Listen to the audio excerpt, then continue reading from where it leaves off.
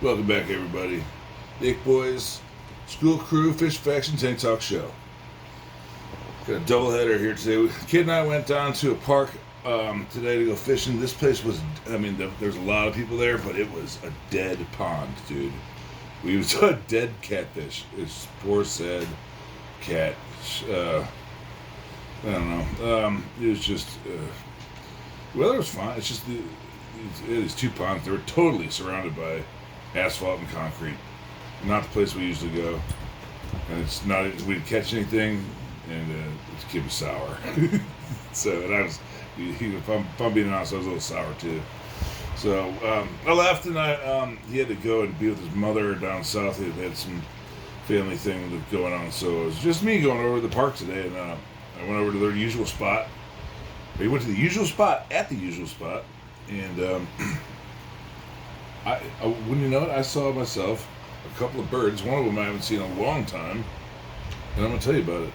The first one is the belted kingfisher. I hope you can see that. See that bird right there? That's what I saw. It's one of the ones I saw. I saw it from across the pond, but it was unmistakable that it was a belted kingfisher. There was a kingfisher, but I was pretty sure it was a belted kingfisher, but I had to look it up, and then I was positive. So we're going to talk about that, and then we're going to talk about the, let me get this other bird out here. This is what's called the eastern kingbird. You see these perching in trees. That's a flycatcher. That's a pretty bird right there. It's a flycatcher. You'll see these perching up in trees, and then they'll just kind of dive down and catch all the bugs that are at the water surface. So anyway, let's talk about the belted kingfisher. Megacerile alcyon. Megacerile alcyon. So they have this pretty unique behavior when they're diving. So the kingfisher dive, I can't talk. The kingfisher dive is that's the showstopper. Okay, so you see eagles kind of skim the, they all have bird eyes. Bird eyes are incredible. They see more colors than us. They see farther than us. They see clearer than us. Bird eyes are incredible. They're incredible. And they also have that nictitating membrane, which is that clear thing that pops over sometimes when they're flying. But we're going to talk about it here because they use that thing when they're diving into the water because they got to protect their eyes. So what they do is they sit up in a perch and they watch the water. And they got binocular vision, which means that it's kind of like we have binocular vision. So their eyes aren't on the sides of their heads; they're on the front of kind of towards the front of the head, so they can see how deep that prey is, that fish is in the water. And they also do what the herons and the egrets do, and they are able to adjust for the light refraction in the water. Because remember, if you aim for the thing in the water where it is, you're gonna miss. Because light travels differently in water than it does in air. So, this bird has been studied, and they found that this calculation is done in the visual cortex of the bird. So what it does is, this is really cool. So what it does is it sees what it wants. It pops off that perch and it hovers there for just a quick second, and then it goes face first. With a needle beak, and they dive straight down to the water with the beak, and they don't stab it like a heron or an egret first. They open their mouth up a little bit like like a set of tongs, and they grip it like that.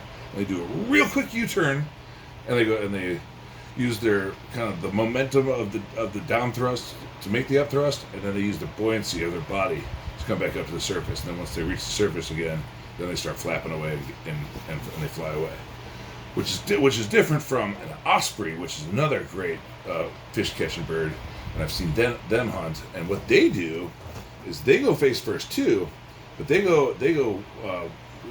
both go wings kind of clinched in like that, so they get kind of top speed, so they can hit the target hard.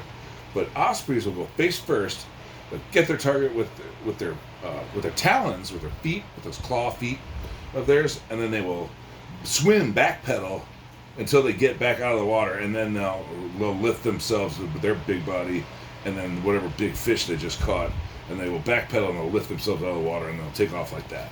So once kind of the kingfishers go just kind of a whoop, in and out, and just kind of all led with the beak, and then Osprey is kind of a face first splash and a back pedal out.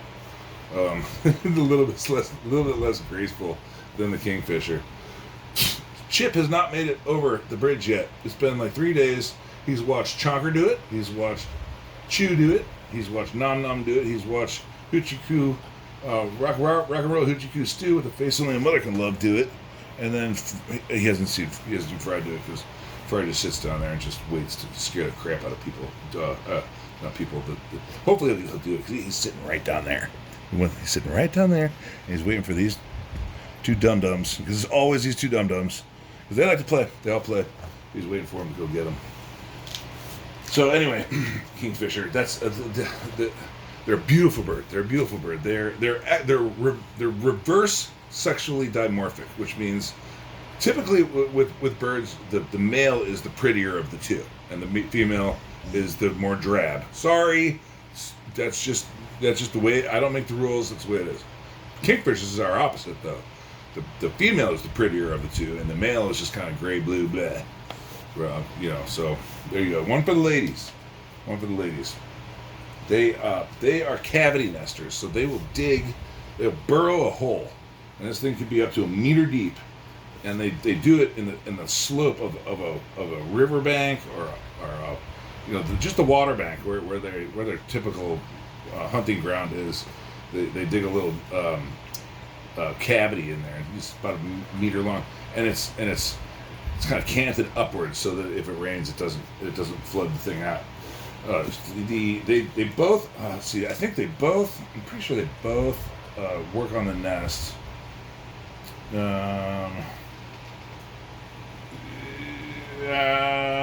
Both male and female feed and raise the young. They both work on the nest. The nest is bare ground, so I guess once they're done digging that meter long hole, this little tiny bird, they're tired. They don't want to be lining their nest with the soft stuff, feathers and twigs and hay and just the soft stuff that you usually see a nest made out of. They don't do that. They put that stuff directly on the clay, or what usually they said it was usually sandy or clay. So they stick those eggs right on there. So, and then they both take turns incubating. Let's see. The northern, so kingfishers are everywhere in North America, and the farther north you go, the farther south they'll migrate. But if they already live in the south, where it's kind of the temperature fluctuations aren't so bad, they'll stay put. And that's kingfisher. The big thing about the kingfisher is that diving. They're such cool birds.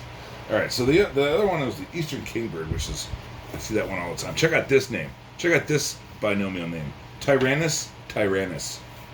First 7-inch bird. Tyrannus. Should be like one of those shoebill storks. One of those scary-looking birds. Tyrannus. But nope. It's a little tiny bird, eastern kingbird. You see it perched on trees and catching little bugs in Missouri. So they have that sharp beak. They have the black and white kind of glossy back, and they have the white breast up in front, and they have that narrow white band on the tippy tip of their tail feathers. And that's kind of how you can pick them out. And those tail feathers, they fan out wide because they are little aerial acrobats. They're like little fighter pilots of the pond. It's the bugs. It's an arms race, man. The bugs want to get away, and the flycatcher and the kingbird wants to catch that bug. So it's they can turn on a dime. They can turn on a dime. They are known to be fierce protectors of their nests, especially the males. And I'll get to that in just a moment. But remember how I shot that video of the red-tailed hawk, and it was being mobbed by those blue jays. This is another bird that will mob a hawk when it comes to the neighborhood, and it will mob it ferociously too. If they come anywhere near in fact, they will dive bomb people if they get too close to the nest. And I've actually had that happen, not by this bird, but I've had that happen. It's kind of unsettling. They're bold. They're bold. So they typically they'll catch those bugs on the wing over water, and they're off. You can often see them hovering there, kind of like the kingfisher does. But it's a different strategy because they're going for the bugs, not for the fish. But they'll still get there, and they have a keen eyesight, just like any other bird. Birds are so incredible, and they have a favorite spot that they'd like to perch at and kind of survey their territory and figure out how they're going to eat next. When it's time to migration is total. So they live in North America summer. They live in South America winter. And when they get down there, they switch from catching flies and other bugs to they switch to berries. I guess they don't have a whole heck of a lot of flies down there in South America to be eaten, so they switch to berries. And then finally, like I was saying, the female builds the nest. It takes about a week. It looks it's a tree. It sits in a tree. This usually sits in like the forking of a trunk or something like that, or forking of branches. It resembles. I haven't seen one for myself, but what I've been told, it resembles a cardinal nest or a robin's nest. Everybody knows what those look like. It's just a regular straw cup nest. And some birds will steal other birds' nests, but the kingbird is you want it done right, you do it yourself kind of bird. They always build their own nest. The female always builds the nest. They never take another bird's nest. She always starts from scratch. It always takes about a week. And then once it's time to lay, she incubates them. And then check this out. The male sits at the doorstep ready to kick ass. Anybody comes into anywhere near his nest and his young and his partner, his partner for just a year, because they're seasonal companions. They're seasonal. They're seasonally monogamous is the term. So if anybody comes near that nest, get ready to get a 7 to 9 inch long ass whooping from this little tiny Tyrannus.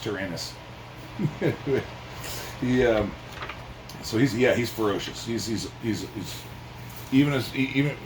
as ferocious as the green heron, if not more. So that's the kingbird. So today's the king day. The king day, the Delta kingfisher and the eastern kingbird.